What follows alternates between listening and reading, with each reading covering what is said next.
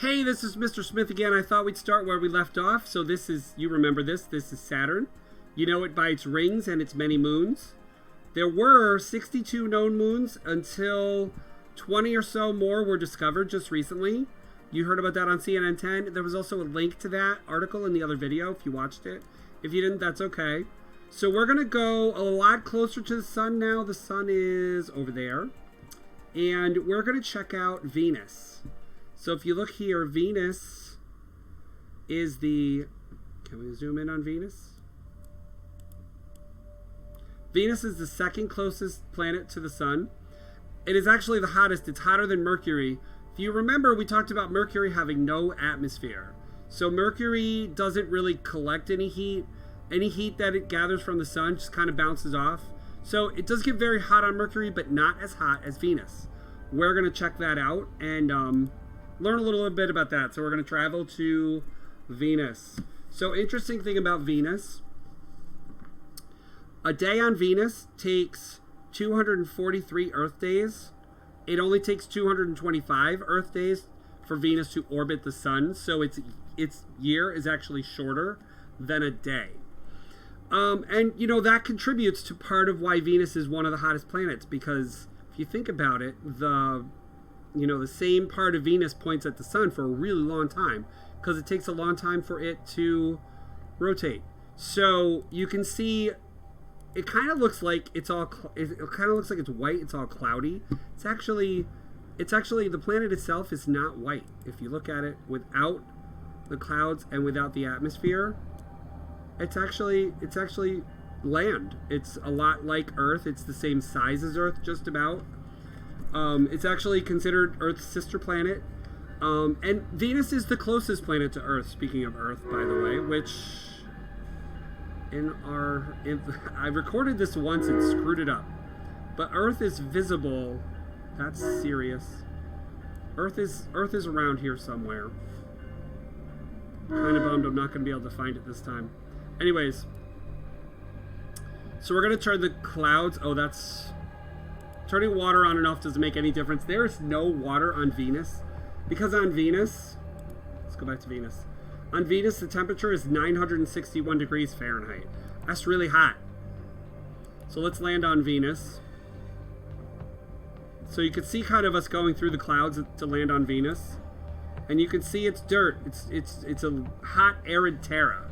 So it's really hard to see. Like, it's hard to make out. That's the sun right there. It's hard to see through the clouds. There's so many clouds. I'll show you the difference. Get rid of the clouds. Get rid of the atmosphere. That's what it actually looks like to look around without all those clouds. It's crazy, huh? Anyways, so I have sort of a demonstration. I can use Universe Sandbox to show you what kind of a difference the atmospheric pressure makes. The atmospheric pressure, because it's such a thick atmosphere, is 93 times more than the atmospheric pressure on Earth. And I'm going to show you why that contributes to it being so hot. Alright guys, we're back here in Universe Sandbox, and I'm going to slow things down a little bit just because they happen too fast. Everything happens too fast here. Alright, so this is the planet Venus, like we just looked at. So it looks about the same in this simulation. I slowed down the time just so it wouldn't spin so fast. You kind of look at what's going on. So Venus has a very thick atmosphere. So let's take a look at that, and then I'm going to show you what happens when we make the atmosphere a little bit thinner. So if we look at all these, the surface temperature is 474 degrees Celsius. That translates to what we said before, but 800 or 900 degrees Fahrenheit.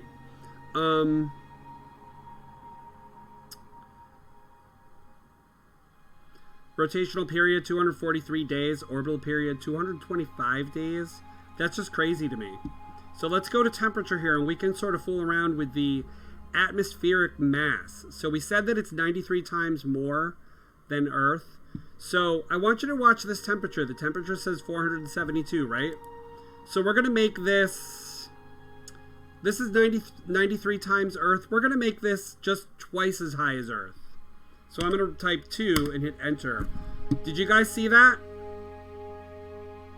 See how the temperature just dropped just so much, like so quickly? That's why the surface of Venus is so hot. The atmosphere is just way too thick. So it also affected the surface pressure. So now Venus would be more livable. But unfortunately, this isn't that easy to do. This is just a simulation. So, but that is a good demonstration of why Venus is so hot. So let's go back. Let's put it back up to 93 times and watch the temperature go back up. Temperature went right back up to 474 degrees. So that's crazy, right, guys?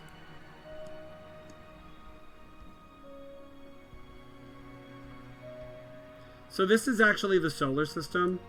So we talked about Saturn before, which is over here. We've talked about Mercury, which is the closest planet to the sun.